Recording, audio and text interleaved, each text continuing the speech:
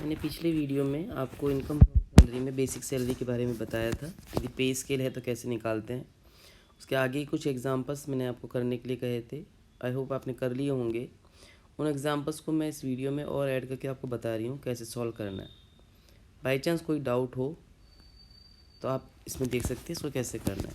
जैसे यहाँ पर भी आपको पे स्केल ही दे रखी है। श्री रमेश राजस्थान सरकार के कर्मचारी हैं। उन्हें छठे वेतनमान में 1 जुलाई 2018 से 18,600-37 की वेतन श्रृंखला में 19,550 रुपये के प्रारंभिक वेतन एवं 8,000 रुपये के ग्रेड पे पर नियुक्त किया गया है। सरकारी कर्मचारी की स्थिति में जो पे स्केल होती है उसमें जो वार्षिक इंक्रीमेंट है, जैसे बाकी पिछले एग्जाम्पल में आपको दे रखा था, कभी 500 पर ईयर बढ़ रहा है या 600 पर ईयर बढ़ रहा है। सरकारी कर्मचारी की स्थिति में जो आपका वेतन वृद्धि है वो हमेशा आपकी 3% होगी। यानी जो भी आपकी बेसिक पे है उसका 3% एवरी ईयर आपका इंक्रीमेंट होगा, जो 10 के राउंड ऑफ में होगा। मतलब ये जो है इसको आपको 10 के राउंड ऑफ में करना है। मतलब आपकी यदि लास्ट की फिगर चाहे आपकी 4 आ रही है, 5 आ रही है, 7 आ रही है, उसको बढ़ा के आपको 10 ही करना है, पीछे नहीं जाना है। राउंड ऑफ करके 10 में आपको आगे की तरफ ही जाना है। दूसरी बात, इसमें जो बेसिक सैलरी स्टार्टिंग सैलरी होती है, उस स्टार्टिंग सैलरी में आपकी जो ग्रेड पे है, इन दोनों को जोड़ के फिर आपकी सैलरी स्टार्ट होती है। यानी सरकारी कर्मचारी को जो भी श्रृंखला दी गई है उस श्रृंखला में जो स्टार्टिंग सैलरी होगी, उस स्टार्टिंग सैलरी के अलावा ग्रेड पे को जोड़ेंगे, ये हमारी फर्स्ट सैलरी होगी। इस फर्स्ट सैलरी में एवरी ईयर हमें 3% का इंक्रीमेंट जोड़ना है, जिसको 10 रुपये में राउंड ऑफ करना है। इस तरीके से हमारा सैलरी चार्ट बनेगा। सरकारी कर्मचारी के लिए प्रीवियस ईयर क्या होगा ये मैंने आपको पिछले वीडियो में बताया था। जो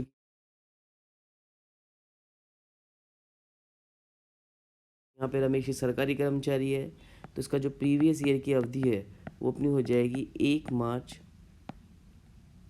2022 से 28 फरवरी 2023। आपको इस अवधि के लिए इसकी सैलरी निकालनी है, बेसिक सैलरी निकालनी है। तो पहले अपन वर्किंग नोट पे बनाएंगे इसका सैलरी चार्ट। मैं यहाँ पे सिर्फ आपको सैलरी चार्ट बनाना बता रही हूँ, बाकी बेसिक सैलरी तो आपको निकालनी आती होगी जो मैंने पिछले वीडियो में बताई थी। तो यहाँ पे जो उसकी फर्स्ट सैलरी, इसने जॉब कब ज्वाइन की है, इसने जॉब ज्वाइन की है 1 जुलाई 2018 को। तो इसका साल पूरा होगा आपका 30 जून 2019। इसकी स्टार्टिंग सैलरी हो जाएगी 19,550 प्लस 8,000। यानी इसकी जो फर्स्ट सैलरी है वो हो जाएगी हमारी 27,550 रुपये। इसके बाद 1 जुलाई 2019 से 30 जून 2020 इसकी सैलरी हो जाएगी। इसमें वृद्धि होगी आपकी 3% ऑफ बेसिक, यानी 3% ऑफ 27,550। हम 27,550 का 3% निकालते हैं तो ये हमारा आएगा लगभग 826.50। 826.50 इसको हम राउंड ऑफ करेंगे 10 में तो ये हमारा आ जाएगा 830 रुपीज़। तो हमारी बेसिक सैलरी आ जाएगी 28,380। ये सैलरी हमारी आएगी 1 जुलाई 2019 से 30 जून 2020 तक की।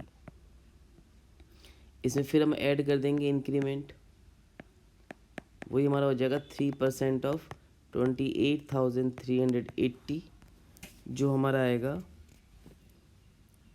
लगभग 851.40, जिसको हम राउंड ऑफ करेंगे तो ये हमारा हो जाएगा 860। ये आएगा लगभग हमारा 851.40, इसको राउंड ऑफ कर देंगे 860। अगली जो सैलरी ये हमारी आ जाएगी 1 जुलाई 2020 से 30 जून 2021। इस तरीके से आपको सैलरी चार्ट बनाना है। तो 1 जुलाई 2021 तक की जो सैलरी है वो हमारी आ जाएगी 29,240 रुपीज़। इसमें फिर हम ऐड कर देंगे जीआई हमारा वही हो जाएगा 3% ऑफ 29,240, जो हमारा आएगा लगभग 877.2, इसको हम राउंड ऑफ करेंगे तो ये हमारा हो जाएगा 10 में राउंड ऑफ करने पर 880। तो हमारी जो नेक्स्ट सैलरी है वो आ जाएगी जुलाई 2021 टू 30 जून 2022 तक की।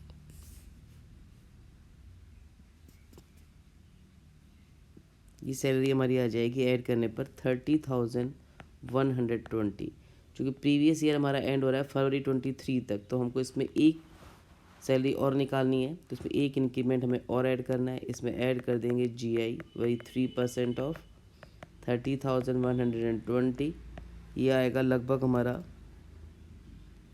903.60, राउंड ऑफ करने पे बन जाएगा हमारा 910। इसको ऐड कर देंगे तो नेक्स्ट सैलरी आएगी हमारी जुलाई 2022 टू 30 जून 2023।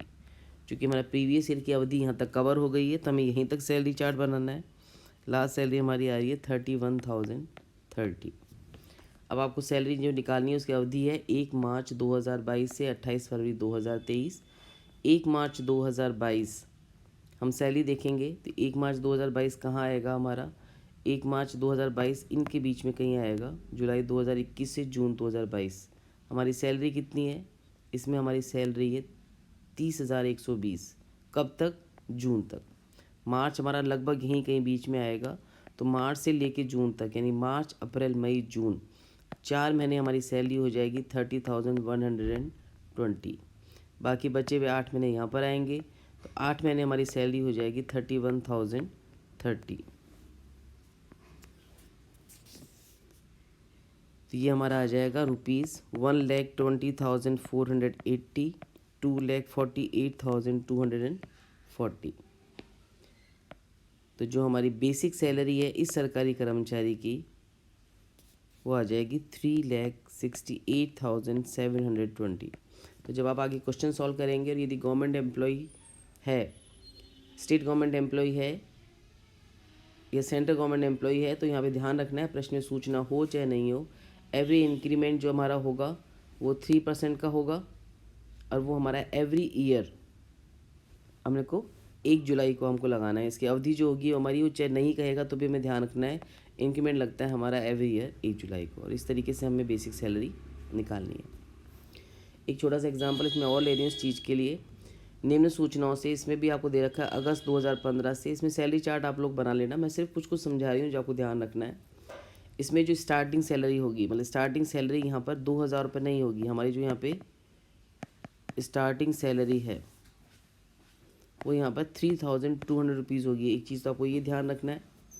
उसके अलावा इसमें लिखा है कि गत वर्ष 21-22 में उसने अप्रैल व मई 2022 का वेतन 31 मार्च को एडवांस ले लिया था।